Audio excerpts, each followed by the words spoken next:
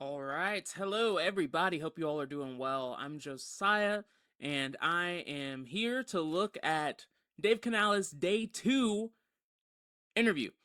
And basically, what I like to do with these is just kind of make sure and get a little bit more insight and just discuss like what is Dave Canales actually saying? What is he not saying? Are these good questions are even being asked? And just looking at the overall landscape of the Panthers, and I think these interviews can be so useful, and they're very overlooked by most people who are football fans. And ever since I was in high school, which is a long time ago from now, I've always found so much value in watching these videos, whether it be in the DFS stuff, betting, or if you just love football. There's just so much you can get out of this information. It is preseason, and so most of this will be positive, but you can always just get and gain a little bit more insight around what the actual plan is for the season, especially as we get more and more close to the actual season kicking off.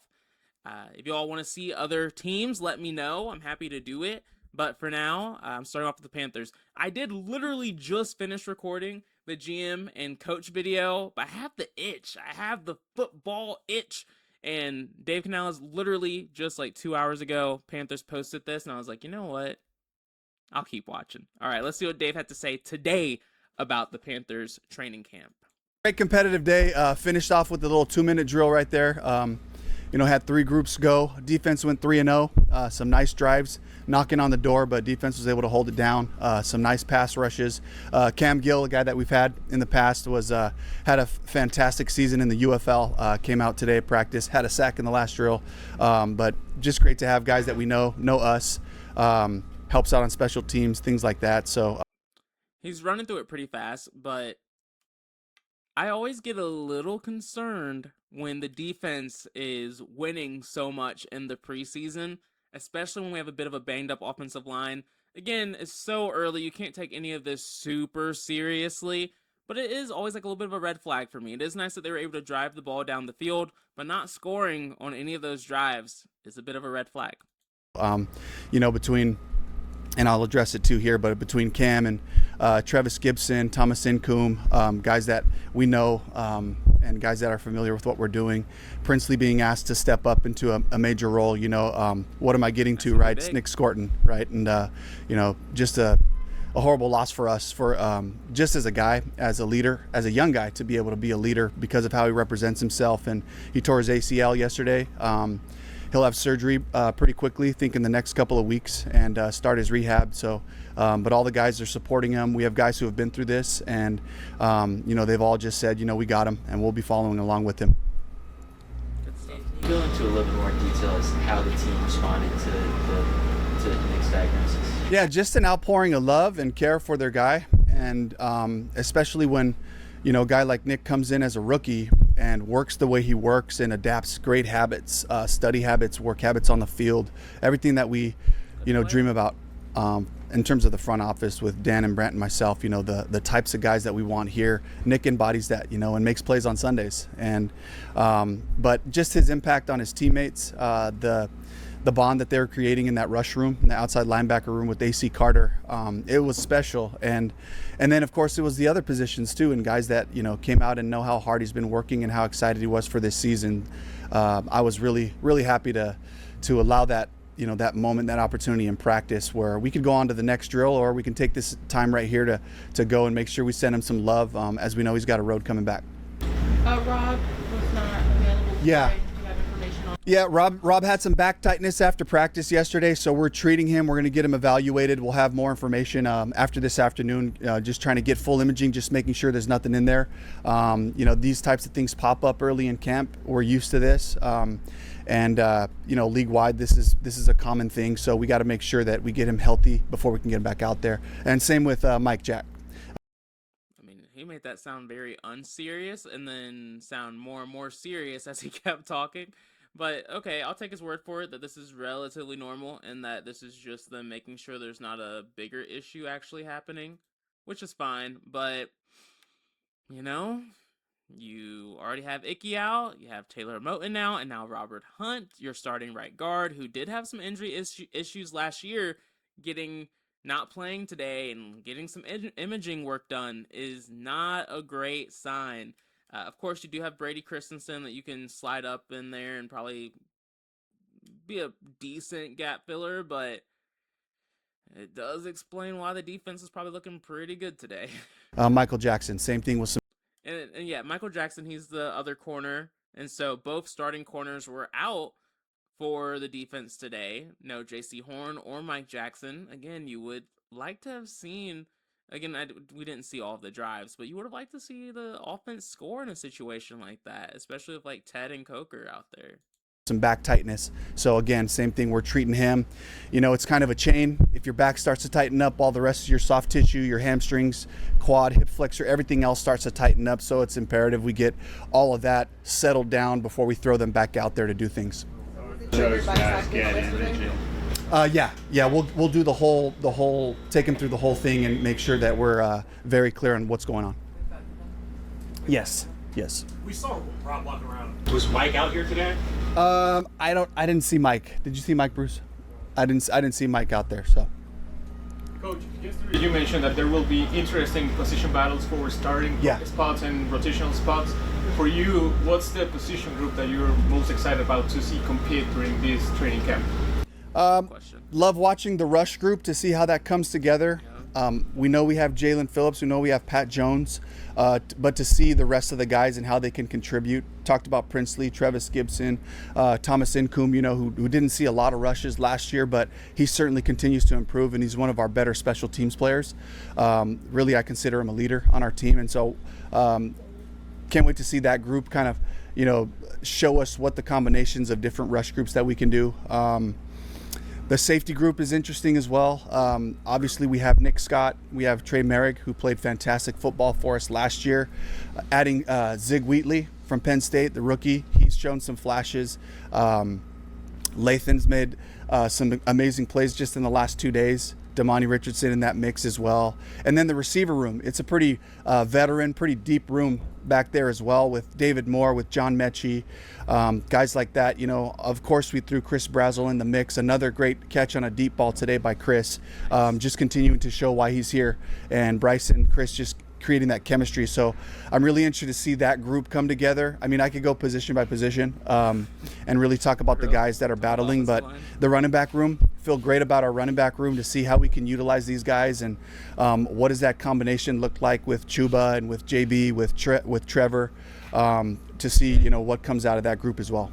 You mentioned asking Princely to step up. Yeah. What are some of those bars you want him to be, whether it's mental or on the field? Really just the complete outside linebacker in our scheme can be out there on first and second down, play stout against the run, and then transition it into a pass rusher on play pass, and certainly in those known pass situations, third down, 2-minute drill. Just wanting him to continue to hone in his craft. He's got such great ability. He's got length, he's got bend, he's got speed.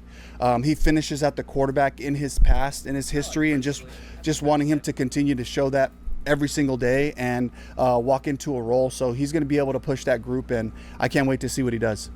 I feel like Pat is a every down player. Yes. You know, Pat's got versatility because he can play first and second down, but he also has inside and outside rush ability on third down and in known pass situations. It's something he's done for a while in his career. That's really valuable. So Pat will be out there. You know, there's just a question of how we mix in the rest of the group. Staying with that, what did you... Okay, maybe this next question is going to answer it. But the question was, is Pat Jones an every down player? His answer was yes. He then ended the answer with, but I'm interested in seeing the mix of how we can mix these guys up together. You know he's not an every down player, Dave. Stop lying. You missed from him last year of him only playing 4 games? Physicality. Just we look for block destruction. We look for that violence and aggressiveness at the point of attack, and that's what Pat really brings. He plays with the high motor, the effort that he shows. Nick Scorton certainly plays the same way, but to have multiple guys that way, it sets the tone for the whole group in terms of how they finish plays. What have you seen from Kenny Pickett? I don't think he even meant to bring up Nick Scorton there. It's just out of habit. Like, he was so used to talking about how many options they have. I think that was just a true, just natural instinct at that point. I think he realized, like, that's that oh shit face. Like, damn, Nick's not even on the team anymore. We don't have, we still have versatility, but like, damn, we had a good thing almost, man. Yeah, Kenny's been awesome. Really attentive, bringing a lot of questions. He's a veteran, so as he continues to learn our system and develop in our system, just, that's exactly what we want him to do, is to just challenge that QB room, create conversations. Bryce going into his 4th year. Kenny's got a couple of years on him, and been in different systems. He brings a lot of information from different places on how to pick up coverages, how to pick up pressures, and go through that. So it's exactly what we want. And then when he goes in there, just make that second group move right now, and that's what's been happening. So I'm really pleased with Kenny right now. Going back to Nick, were you able to go back and look at the film and see what kind of led up to that play? I did. I don't really want to share that, but the end of the day, he's just got in a funky position, and it's amazing, and really, that's something we walk out here and we pray every day, is just take care of our guys. It's amazing how fast they play that. When these things happen, it's just it's crushing and it's heartbreaking for us. But it was just another football play. Will Lee had a moment at the end of practice. What is he showing you so far? He ran with the first team with Mike Jack out. What is he showing you so far? A lot of confidence, learning the scheme, certainly learning when his opportunities to get up and press, when he can play off in those different situations. Coach Cooley's working. They're talking about a Caleb Evans, I believe, one of the backup cornerbacks for us. I don't know much about Evans off the dome, but yeah, he's been around for a little bit. He's not super young or new. Working with him on those opportunities to challenge at the line of scrimmage, or when to play a little bit softer and kind of use the rest of your rush to your advantage. Got beat on a deep one. What I love, he bounced back, made the play of the day at the end with the #1 offense, driving down the field, a timeout left somewhere around the 25-30 yard line, knocking on the door when we needed a touchdown, and Will comes up with a big play on a critical 4th down. So love to see that. Mike Jack, okay? Yeah, we'll see. Right now it's back soreness, back tightness. We'll do the full evaluation and get him out there as soon as we can. Will and Corey Gordon, who was also out there watching today. Obviously, you've got Mike and JC, but how can you feasibly implement those two more into what you can do, just considering what you can do? Yeah, versatility with Corey, because he can play the nickel spot, he can play safety, and he can play outside corner. With Will, as a rookie, we're going to count on him to just be outside and play out there when we need him to. So that's kind of been our approach with our rookies, is let's give them something to really focus on so they can see that daily growth. And that's the whole key to creating confidence, is giving them something that they can master and dominate, and then giving them a little bit more. Yeah, and there it got a little hard to hear, but they're talking about Corey Thornton. Corey Thornton is it's his 2nd season. I don't know much about Corey. He played a little bit last year. Nothing substantial words. He did force a fumble though, which is, cool to see.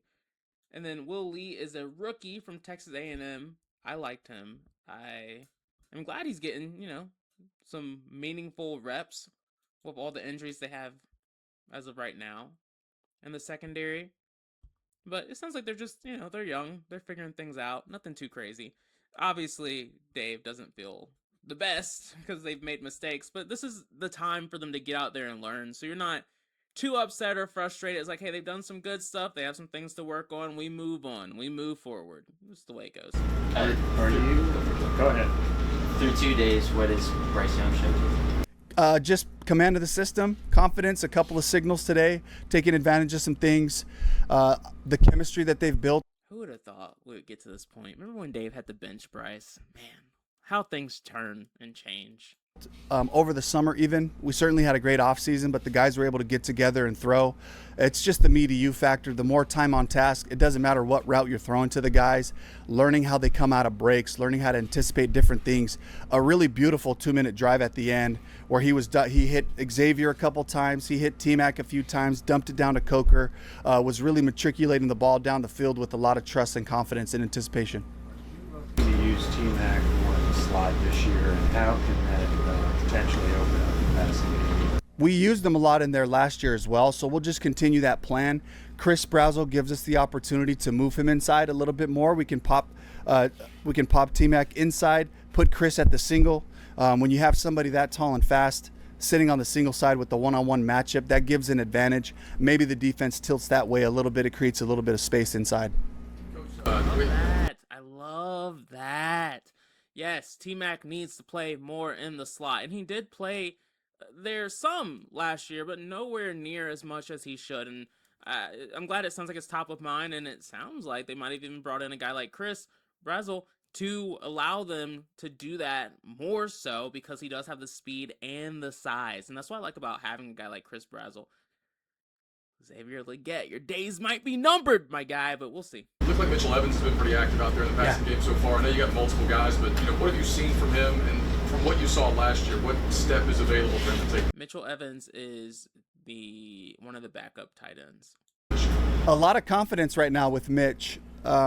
As we came out of the season, we have our exit meetings, and as I was asking Mitch, when did it kind of click for you? And he said it was really, coming out of training camp, his biggest concern is, how am I going to block Pat Jones, DJ Wanham? These guys are 6'5", they go about 265 pounds, and kind of just his main concern for, I need to have my technique right so I can block these guys. And he comes out of camp with confidence, being able to do it. That led into a season where we were able to count on him to do some things, but he looks really smooth. He looks like he's been working on his route craft, and watching him in routes on air, watching him in our 7-on-7 periods, he's really moving with a lot of confidence, and you can also see the understanding of the concepts. When a guy looks comfortable, he knows what's happening. Okay, I am curious to know, was Mitchell Evans getting routes? I'm assuming he was primarily playing with the twos, and that's when he was looking really good out there. I doubt he's getting reps over Sanders or Trimble. Trimble's like the number one guy at the tight end position, but not by much. So it wouldn't shock me. It's just typically the Panthers don't play a ton of 3 tight end sets. And so I'm assuming Mitchell Evans was just looking really good with the twos. I like Mitchell Evans. He looked good sometimes when he was out there, and if he's continuing to work on his route running and able to get open more and more, like, he has decent speed. So I like what he can bring to the table, and it makes total sense. He was a rookie last year. Last year was focusing on blocking so he could actually get onto the field some, and now he can work at the fun stuff, like the stuff that can really help make him a better player. This is the last one. Back to Bryce for a quick second. When he makes a mistake, when he throws an interception, he seems to have a redemptive rep like immediately after. What is this just a further evolution of Bryce Young's game? Is this something that you've always seen from him? Can you speak on that? Yeah, this has been Bryce. He's super competitive, and whether it's shooting free throws in the team meeting, or whether it's trivia or whatever it might be, he's so competitive.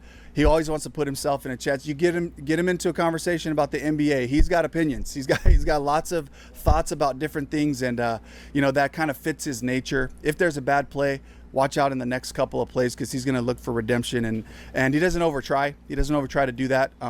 He does it within himself, but I can feel that from him, and it means something to him, and the urgency to be able to compete and bounce back, and know that, give the confidence to the guys, like, hey, things happen in the game. Let's just move on to the next play.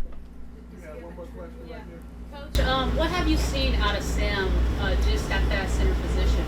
Yeah, Sam's coming along really well, and fortunately for Sam, he's got Luke right in front of him who knows how to do all of it. And it's the communication piece, really, for Sam, the confidence to just say what you see, man. Say it, and say it fast, because however the center directs us, if we have a starting point, we can adjust off of that. We'd like you to be right all the time. It doesn't always work that way, but as he watches Luke be decisive and go up there, Sam can certainly play. Sam can certainly do it, and we've seen him do it. Coming out of Kansas State, was really just a pro at the position, a true center. And so I'm excited about his progression, and just ready to watch him compete. And as we get pads on, we'll learn a lot more about a lot of the guys up front. All right, thank you very much, Coach. All right, thank you. Yeah, good stuff. Sam, backup center. Looks like he's doing fine, as you would expect. He's young. He's learning from Luke, the guy in front of him, which is exactly what he said. So, yeah, I mean, good second day, and you can tell we're starting to get more actual questions from the reporters, and we're going to get that more and more and more as we continue, like Dave talked about, once pads come on, all that stuff. We're going to get more context on how these guys are actually doing and how the coaching staff is really starting to see them. The Panthers are having a solid start. The injuries have been brutal, but hopefully those get better. But yeah, like, subscribe. Let me know what y'all are thinking. Appreciate the support, y'all. Peace out.